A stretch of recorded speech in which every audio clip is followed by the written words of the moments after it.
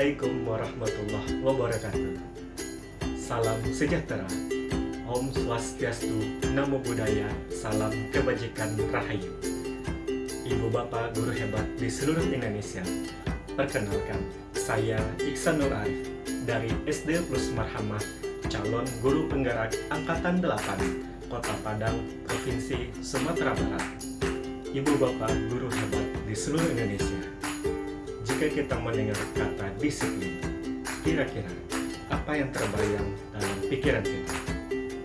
Bisa jadi yang muncul dalam pikiran kita adalah tata tertib, aturan, kepatuhan, dan keharusan. Mungkin saja ketidaknyamanan. Ki Hajar Dewantara menyatakan bahwa kemerdekaan itu membutuhkan disiplin yang kuat. Sejalan dengan pemikiran Ki Hajar Dewantara, Dian Gerseni menyampaikan bahwa disiplin merupakan bagian dari belajar. Seseorang yang memiliki motivasi dari dalam dirinya akan menunjukkan perilaku yang positif. Ibu bapak guru hebat di seluruh Indonesia, sebagai pendidik, kita berupaya untuk mewujudkan kemerdekaan bagi murid-murid kita dengan menumbuhkan semangat dari dalam diri mereka. Dalam video berikut ini, saya akan menyampaikan aksi nyata materi penerapan budaya positif di sekolah dengan topik nilai kebajikan, teori motivasi, hukuman, penghargaan, dan restitusi, keyakinan kelas, kebutuhan dasar manusia, 5 posisi kontrol, dan segitiga restitusi. Selamat menyaksikan.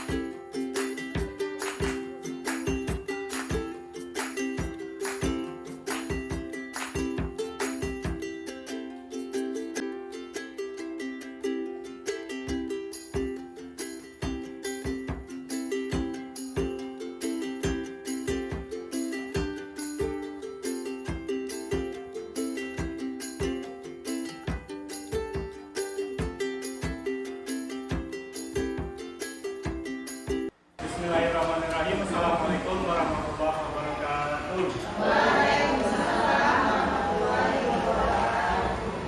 Alhamdulillahirrahmanirrahim. Wassalatu wassalamu ala asyrofil anbiya'i wal mursalin wa ala alihi wa sahbihi ajmain.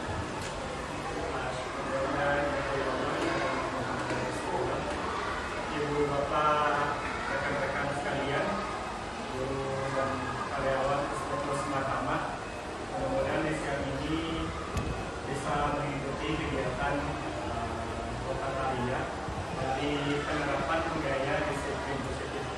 Insya Allah materi ini tidak hanya sekedar kita terima, tetapi kedepannya bisa kita terapkan. Dan saya rasa sepanjang kita mengabdi menjadi guru ataupun tenaga kependidikan sudah pernah kita lakukan.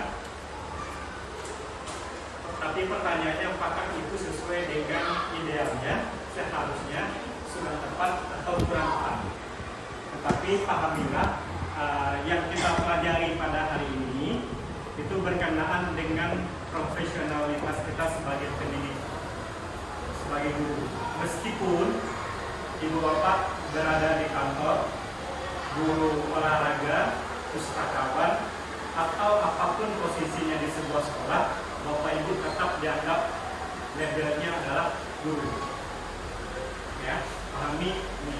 Kata kuncinya kita semua adalah guru. Meskipun tidak pegang kelas, meskipun tidak berinteraksi langsung dengan murid, tetapi ketika kita sudah bergabung pada sebuah lembaga pendidikan atau namanya sekolah, kita disebut sebagai guru.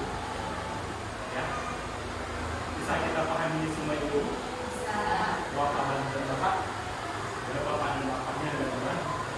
Oke. Sebelum kita mulai, bapak, materi ini saya dapatkan ketika pendidikan guru yang masih berlangsung, dan mudah-mudahan saya dengan melakukan diseminasi ini bisa memantapkan pemahaman saya dan juga ibu bapak bisa menerima dan memaknai.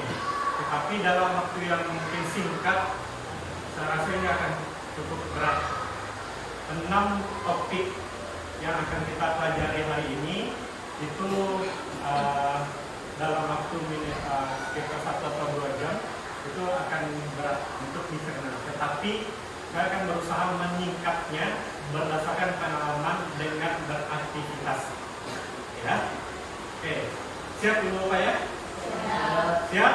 Siap. Oke, kita bangkitkan semangat dulu. Ibu yang kapal sebelah kanan itu agak lebih berat, yang sebelah kiri itu lebih naik.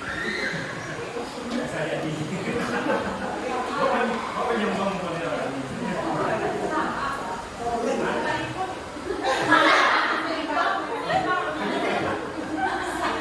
tapi yang bapak maksud kayak itu pemikirannya lebih berat sebelah kiri karena lebih ngantuk. Ya, tapi penanggapannya berbeda. Itu satu pemicu untuk semangat. Dari bukit tadinya hanya murah, sekarang senyum lebarnya terbuka seperti kita butar-butar yang dahulu jayanya. Sekarang juga masih tahu meditasi butar-butar. Kan zaman-zamannya dulu gitu. Kalau zamannya Feby Putri itu Ami sekarang. Dulu itu kalau ditanya Feby Putri mungkin bingung. Kalau Ami tahu? Bisa? Bisa? Alah, sesaat tahu. Tapi dapat kenapa? Bapak silakan cari teman dengan berpasangan. Kami bebaskan. Ada dengan konflik langsung otomatis. Jangan bergabung dengan pasangan.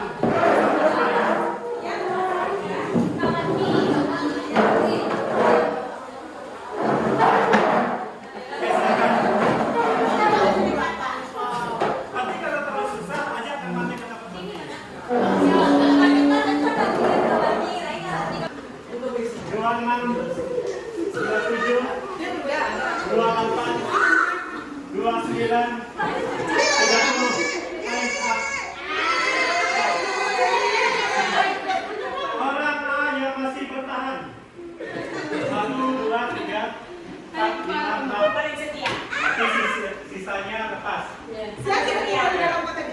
lepas, relakanlah benda tersebut direbut oleh orang lain.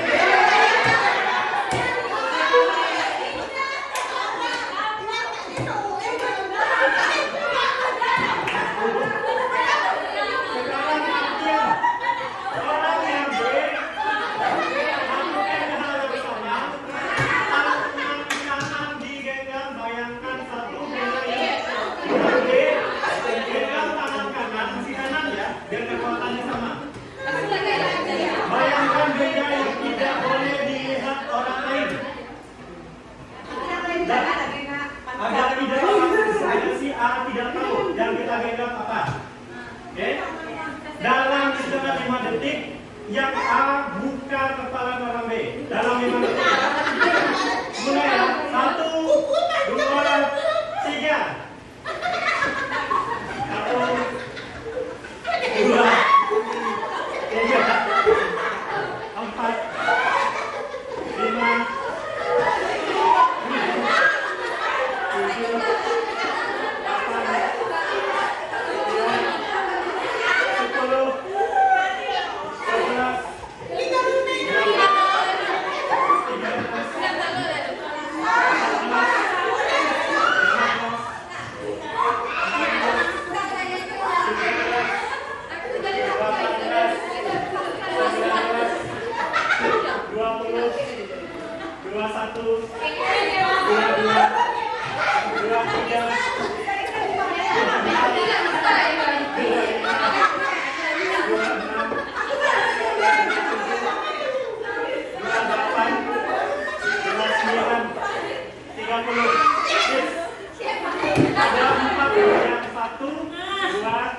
5, 4, lepas. Sisanya lepas. Enggak. Yang tidak lepas 1, 2, 3, 4.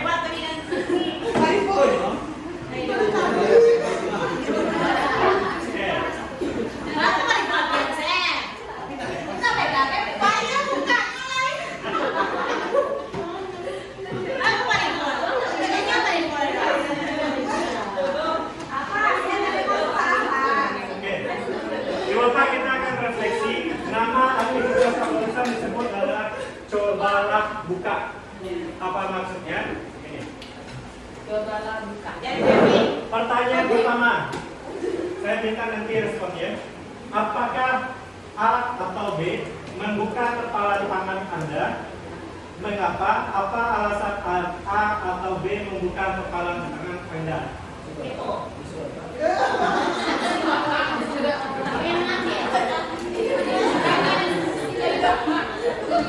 Karena instruksi. Jawaban lain? Pengen tahu apa yang ada dalam jurnal. Pengen tahu apa yang ada dalam jurnal. Yang ketiga? Ingin dimiliki. Karena instruksi. Ingin tahu.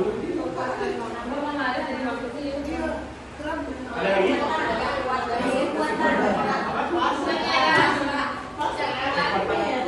Kekuatan diri sendiri. Kekuatan diri. Oke.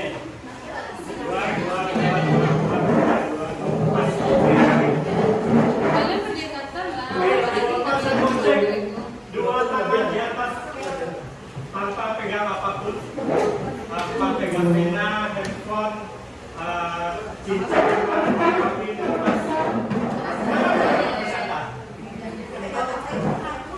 Oke, silakan turun. Oke, Ibu Bapak tentukan teman kiri dan kanannya siapa yang jadi A, siapa yang jadi B. Oke, yang mau slip silakan slip.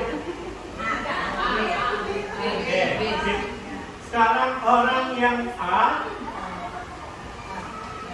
genggam satu tangan. Yang A ya, orang yang A genggam tangan kanan. Bayangkan di dalam tangan dalam genggaman adalah memegang benda yang paling berharga yang tidak ingin diambil oleh orang lain. Jangankan diambil, diketahui oleh orang lain pun jangan. Oke?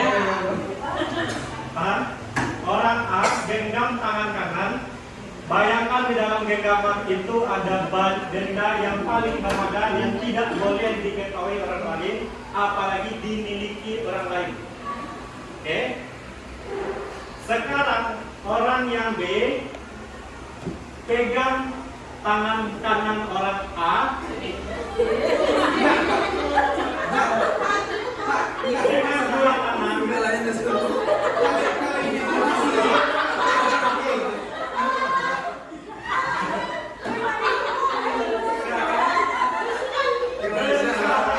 Orang B dengan sekuat tenaga membuka tangan orang A.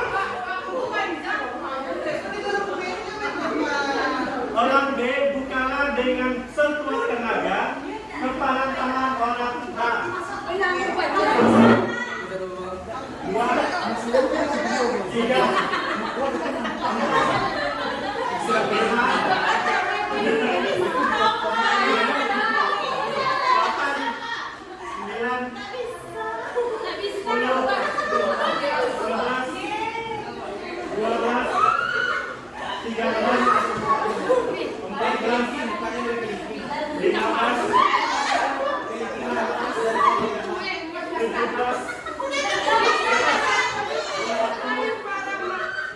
instruksi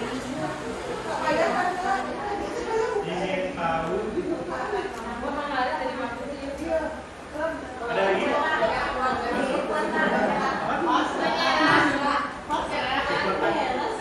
kekuatan diri sendiri, kekuatan diri yang baik.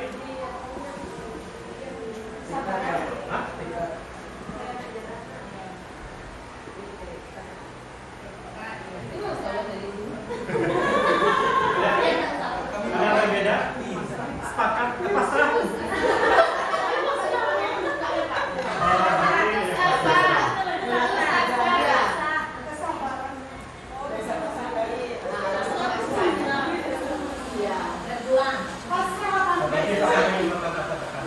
Yang lain? Pas? Cukup? Oke. Yang kedua, apakah A atau B menutup kepala tangan Anda? Mengapa? Apa alasan Anda tetap menutup? Intinya ingin bertahan, mengapa? Instruksi. Kira-kira ada tak instruksi tadi bertahan supaya tidak boleh dibuka orang?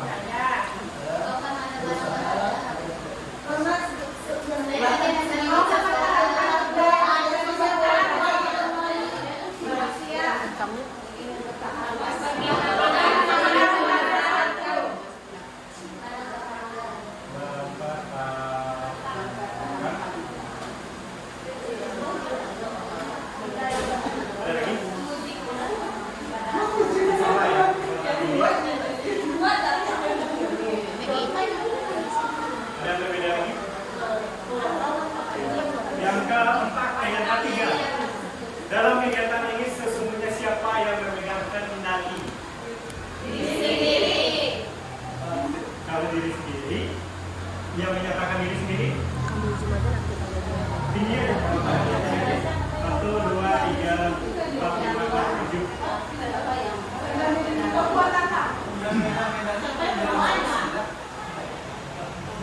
Yang punya tangan siapa? Yang punya benda?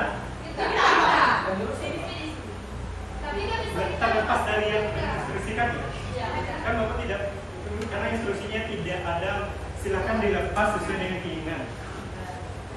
Instruksinya adalah, ingat, jangan bayangkan Bapak Ibu punya benda yang digenggam dan tidak ingin dilihat orang lain, tidak ingin dimiliki orang lain.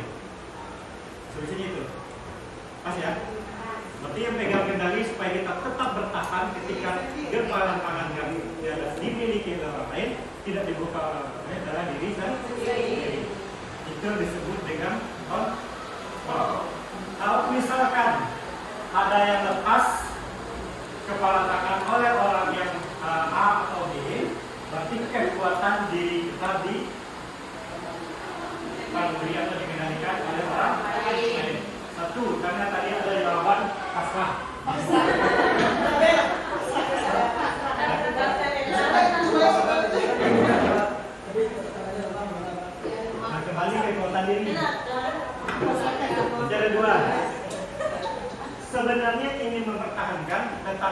saya masih kurang.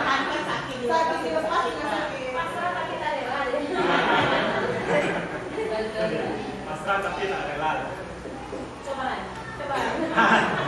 Oke. Jadi apa teori yang kita bahas di sini? Ini berkaitan dengan disampaikan oleh Dr. William Glasser dalam Control Theory. Ada 4 ilusi dalam kehidupan di manusia ya, belum ke murid dalam manusia. Pertama, pasrah. Tetapi apakah orang lain itu merelakan dirinya diatur, dikontrol, dikuasai orang lain? Belum tentu. Bisa jadi pertama dia karena lelah dan tidak mau berlama-lama pada kondisi yang tadi.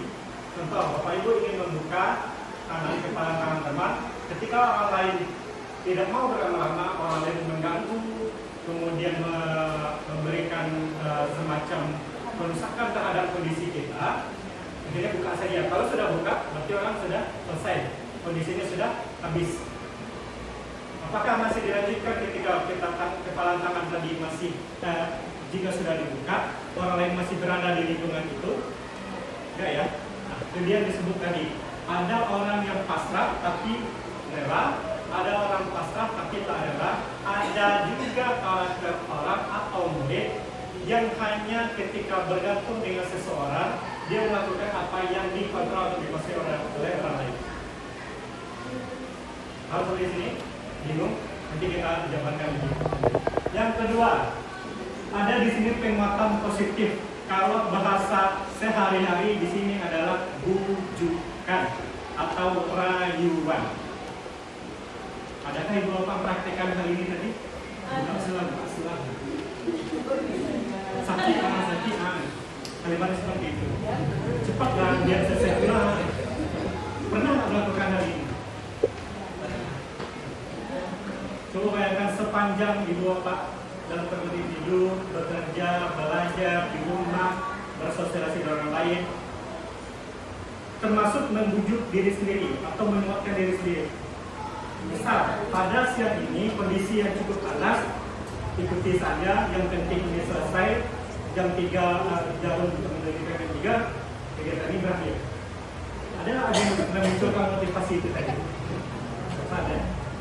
Itu sikap manusia. Ketiga,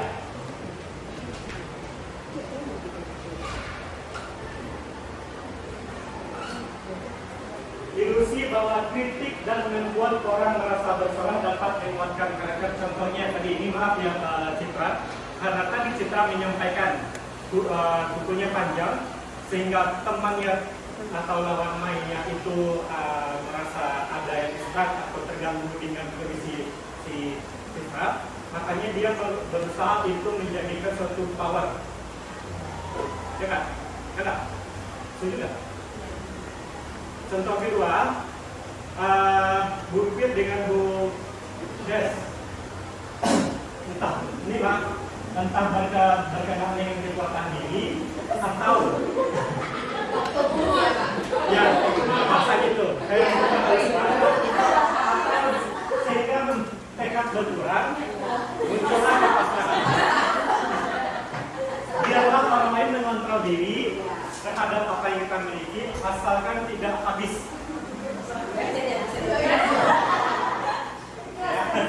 Yang keempat, ilusi bahwa orang dewasa memiliki hak untuk memaksa. Ini lebih parah. Contoh, ada di sini bahasa awamnya ancaman. Sering melakukan? Sering melakukan? Pernah atau pernah melakukan? Pernah mengalami mendapatkan ancaman dari orang lain? Pernah? Oke. Tidak hanya dengan bisa jadi dengan teman, dengan keluarga, ataupun dengan orang yang tidak pernah kita kenali. Keempat ini berkenaan dengan posisi atau kontrol dari diri kita sendiri. Diri kita yang punya hak dengan diri kita adalah diri sendiri. Tetapi ketika pertanyaannya begini, Ibu Bapak mau berada di ilusi yang keberapa? Yang pertama, kita mengontrol duit. Yang kedua, ini itu baru sendiri ya. di bawahnya mengontrol orang lain, mengatur orang lain. Yang kedua, memberikan melakukan bujukan, menerima atau melakukan. Yang ketiga, membuat orang merasa bersalah sehingga itu kuat karakternya. Yang keempat, memiliki hak untuk memaksa. Yang kelima, ancaman. Kenapa?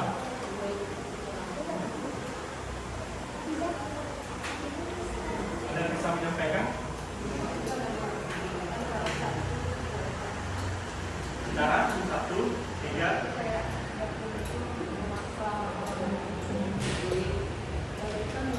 Dari pendapat Dr. William, keempat-empatnya itu adalah sesuatu yang mutlak dimiliki oleh manusia berdasarkan penelitiannya. Kadangkala kita perlu dalam tanda kutip memaksa orang lain. Kadangkala kita perlu menguasai orang lain. Kadangkala kita perlu mengontrol orang lain. Kadangkala kita perlu mengancam orang lain. Kadangkala kita perlu membujuk atau meraih orang lain. Tapi pertanyaannya adalah kapan melakukannya dan apa tujuannya. Kalau misalkan tujuannya adalah negatif, berarti kondisi kesalahan berada di orang yang mengontrol atau pelaku. Kalau tujuannya positif, berarti kondisi yang kurang tepat adalah di orang lainnya, yang dipaksa, yang dibujuk, yang dirancam dan sebagainya. Paham sampai sini? Nah, bagaimana kalau kita mengalami praktekkannya ke murid? Apakah murid itu kita atur, kita kuasai, kita kontrol, kita bujuk, kita ancam? Di saat tertentu dengan tujuan juga tertentu. Berarti boleh kita lakukan? Boleh saja. Asal itu untuk membangun yang namanya karakter sih.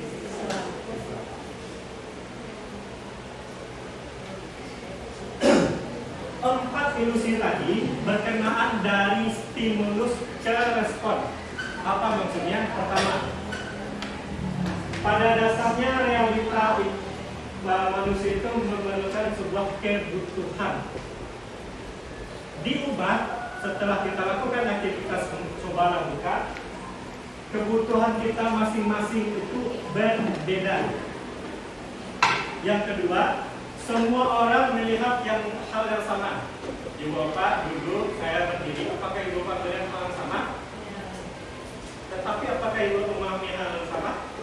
Ya. Karena di kontrol diri kita berbeda-beda. Ya, kontrol diri kita berbeda-beda.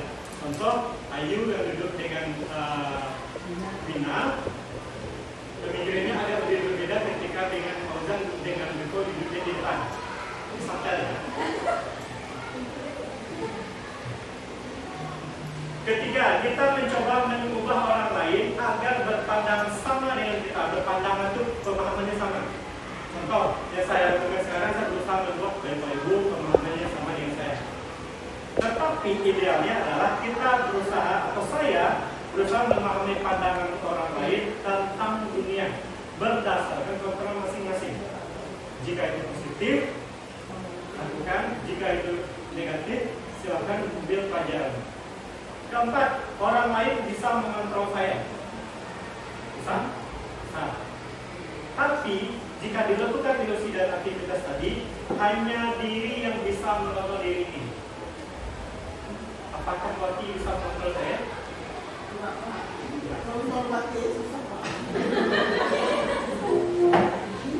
Lagi kita percepat, model berpikir menang atau kalah. Nah, ini persoalan teknis. Ibu akan membuka kepala tangan teman. Ketika ibu bisa membuka, ibu tetap merasa menang. Betul? Ya. Kalau ibu tidak bisa membuka, ibu merasa kalah. Baiknya, dua-duanya berpikir sama-sama menang. Itu kondisi ideal. Oke? Dua Pak, semua yang kita mulai dari pertama sampai sekarang itu berkenaan dengan disiplin. Pertanyaannya berikutnya, saya banyak pertanyaan karena saya ingin Bapak juga ini berpandangannya sama dengan saya.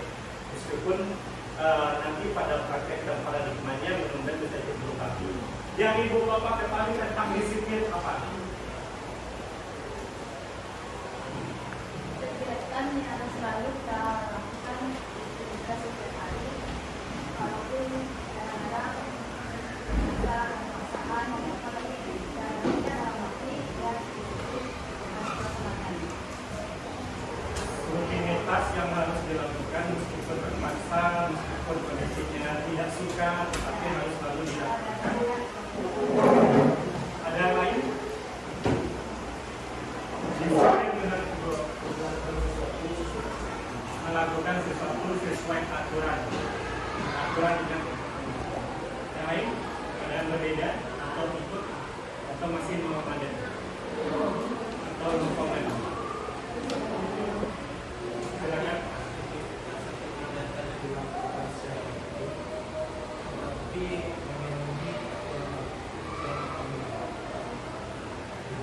Kata kuncinya aturan dan tanggung jawab. Masih mirip-mirip. Ada yang berbeda atau sama? Ikut? Oke. Kita lihat teori berikutnya. Selama ini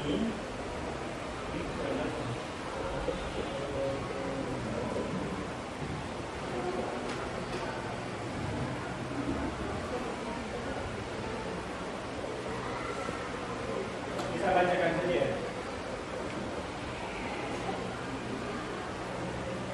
Ada dua ahli di sini yang menyampaikan tentang disiplin. Pertama, Ki Hajar Dewantara berpendapat bahwa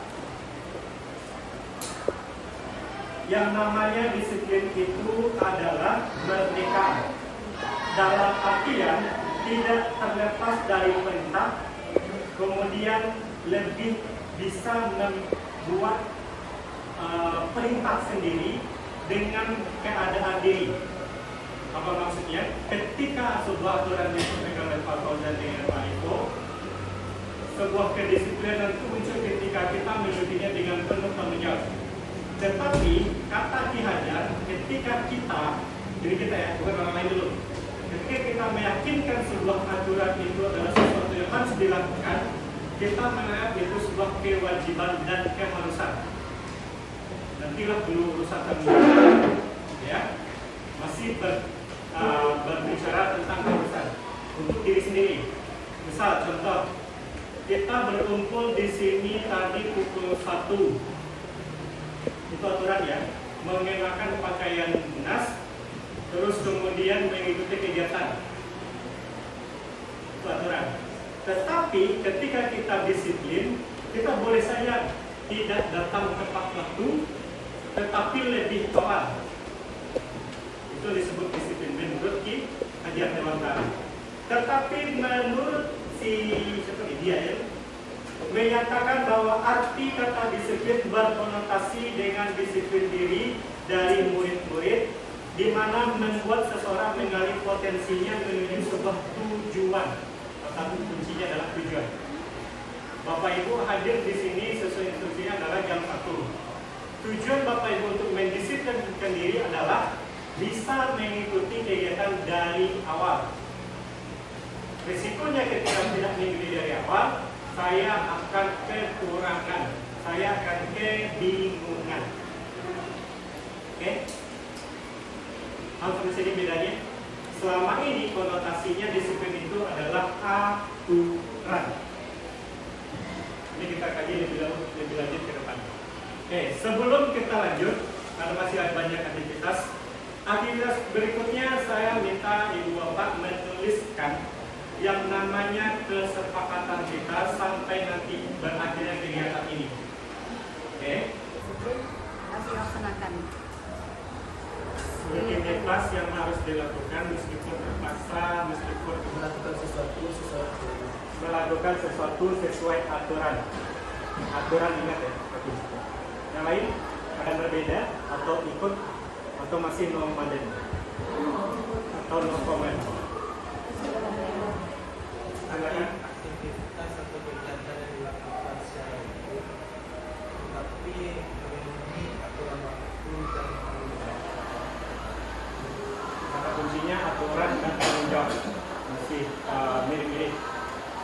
yang berbeda atau sama? Ikut. Oke. Melakukan sesuatu sesuai aturan. Melakukan sesuatu sesuai aturan. Aturan ingat ya. Yang lain? Kegiatan yang dilakukan secara hukum, tetapi memenuhi aturan waktu dan tanggung jawab. Kata kuncinya aturan dan tanggung jawab. Masih mirip-mirip. Ada yang berbeda atau sama? Ikut. Oke. Melakukan sesuatu sesuai aturan. Melakukan sesuatu sesuai aturan. Aturan ingat ya. Yang lain? Ada yang berbeda atau ikut atau masih nomaden atau no comment? Aktivitas atau Ki Hajar Dewantara berpendapat bahwa yang namanya disiplin itu adalah merdeka. Dalam artian tidak terlepas dari perintah, kemudian lebih bisa membuat perintah sendiri dengan keadaan diri. Apa maksudnya? Ketika sebuah aturan disampaikan oleh Pak Fauzan dengan Pak Rifo, sebuah kedisiplinan itu muncul ketika kita memilikinya dengan penuh tanggung jawab. Tetapi kata Ki Hajar, ketika kita, diri kita ya, bukan orang lain dulu. Ketika kita meyakinkan sebuah aturan itu adalah sesuatu yang harus dilakukan, kita menganggap itu sebuah kewajiban dan keharusan. Nantilah dulu urusan tanggung jawab, ya. Masih berbicara tentang keharusan untuk diri sendiri. Misal contoh, kita berkumpul di sini tadi pukul 1. Itu aturan ya, mengenakan pakaian dinas, terus kemudian mengikuti kegiatan. Itu aturan. Tetapi ketika kita disiplin, kita boleh saja tidak datang tepat waktu, tetapi lebih awal.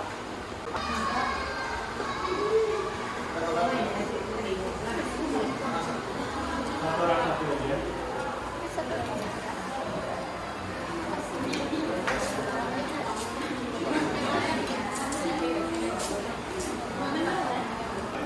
Masalah warnanya, ini kita bagikan bulan apa di sana?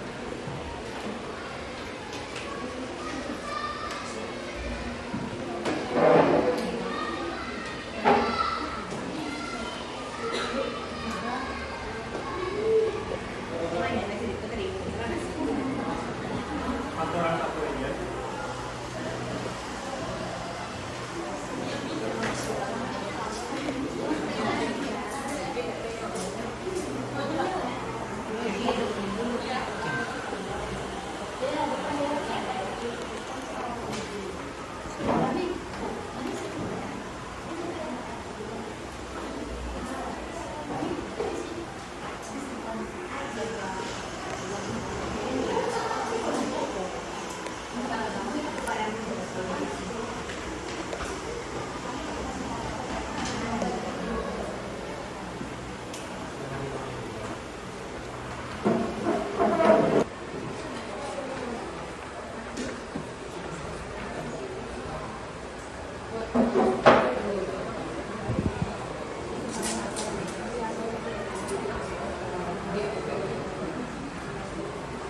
Oke, Ibu Bapak, saya akan bagi menjadi 4. Ibu Bapak akan menyebutkan diri, menyebutkan angka 1 sampai 4. Ya, lanjut. 1, 2, 3, 4, 2, 3, 4.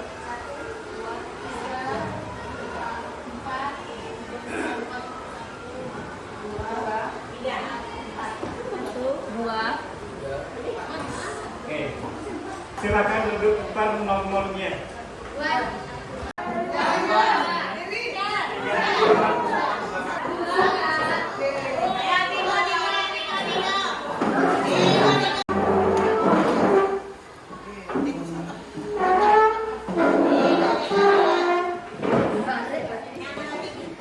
Ibu Bapak sudah pegang sticky note-nya?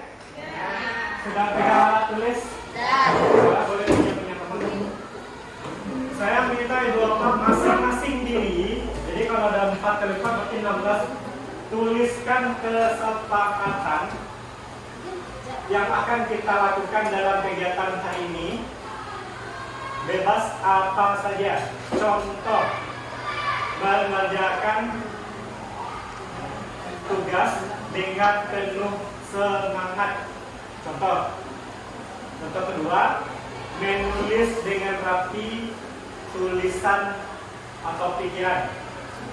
Kedua, contoh. Oke, silakan.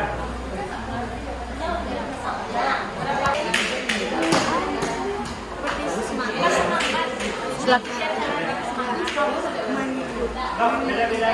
Masing-masing Ibu Bapak kan beda kan? Itu berarti dengan kita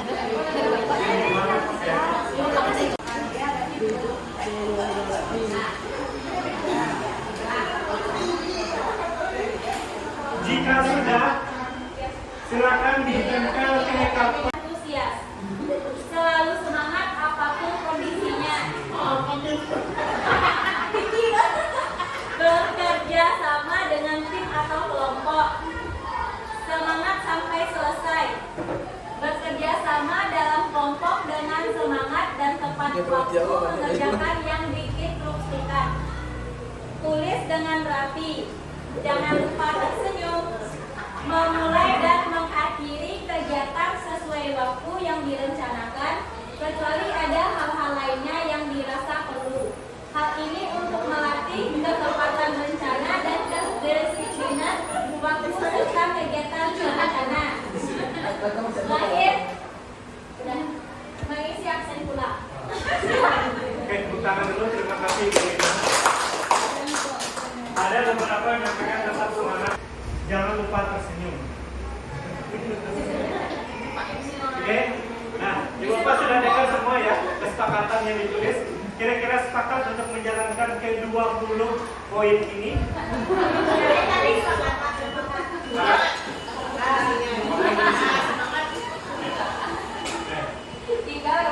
Ada sekarang sudah 2:25. Oke, kita masuk ke topik berikutnya. Ibu Bapak tetap di kelompoknya. Kelompok 1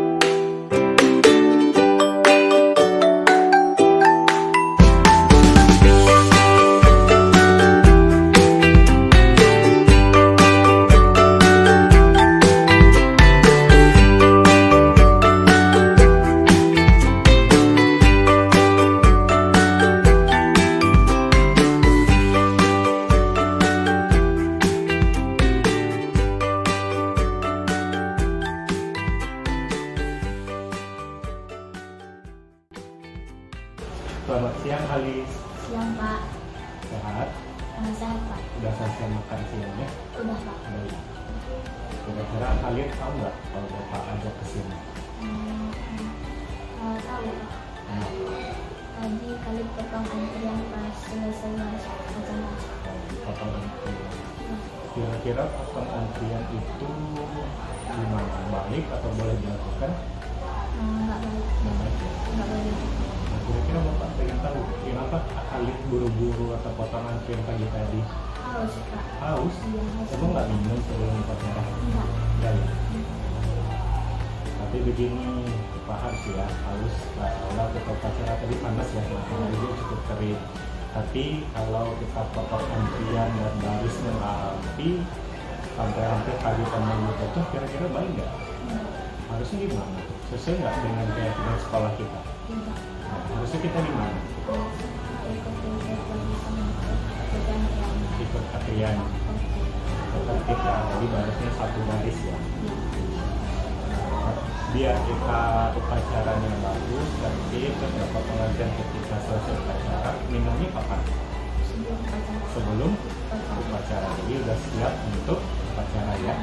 Meskipun nanti cuacanya panas, kita udah tidak merasa haus. Nah, ke depan kira-kira kalian harus seperti apa? Seperti Bapak ini. Gimana? Tertib sebelum upacara itu minum dulu dan nggak kehausan. Sebelum upacara pipis sedikit dan nggak pipis upacara. Jadi perhatikan ya, sebelum upacara kita harus siap.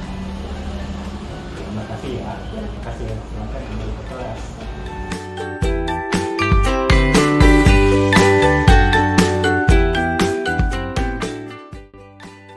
Selamat siang Khalid.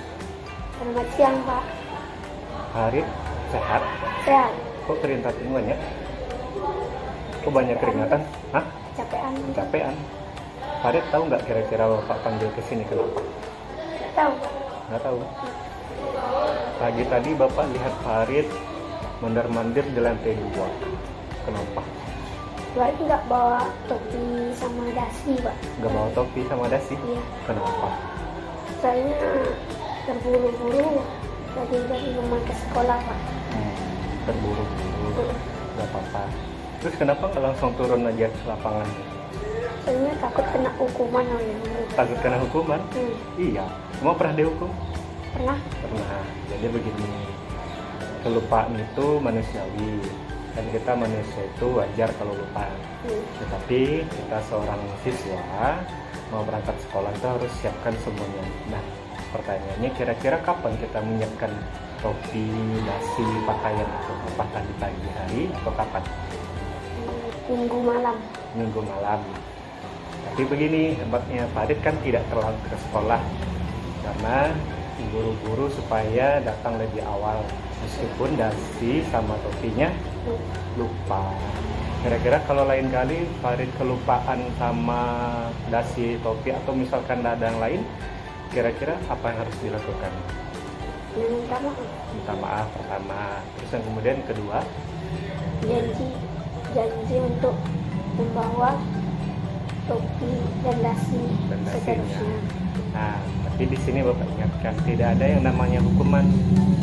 Kalau sudah disampaikan, nanti ketika kita kelupaan lagi, yang Farid terima itu bukan hukuman, tapi adalah konsekuensi supaya kita selalu ingat ke depan. Oke, paham ya? Paham, Pak? Mau menjalankan keyakinan sekolah kita dengan baik? Mau. Oke, siap. Setelah ini silahkan kembali ke kelas ya. Ya, Pak. Oke, semangat dilanjutkan belajar, oke? Oke, Pak. Khalid, siswa SD Kusma Ahmad kelas 5. Setelah bertemu dengan Pak Isan, Khalid semakin paham dengan keyakinan SD Kusma Ahmad. Misalnya, tertib ketika upacara, tidak memotong antrian barisan ketika ingin kembali ke kelas setelah upacara, dan harus siap sebelum upacara dimulai. Saya kelas 6 SD Plus Marhamah. Saya jadi mengerti dengan keyakinan sekolah.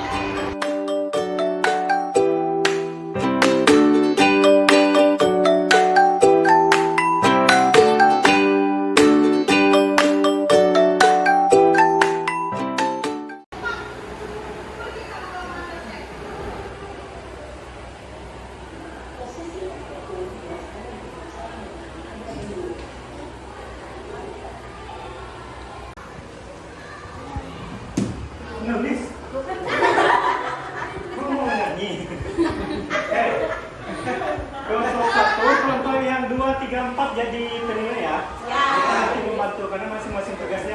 Berbeda.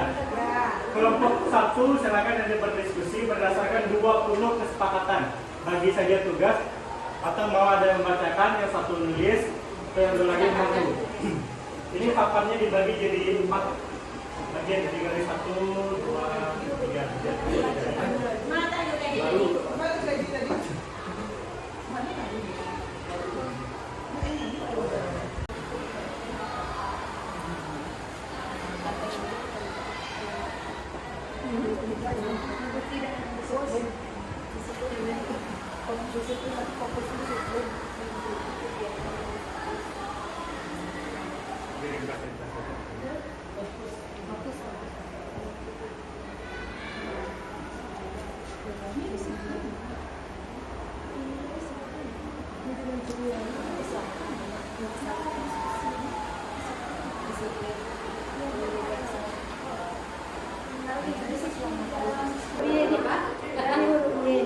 Ini kan ada 3 area. Yang dilihat, terserah memilih. Yang dilihat, didengar, dan dilakukan. Bagi 3. Lebih alot pula, lebih alot. Geser aja.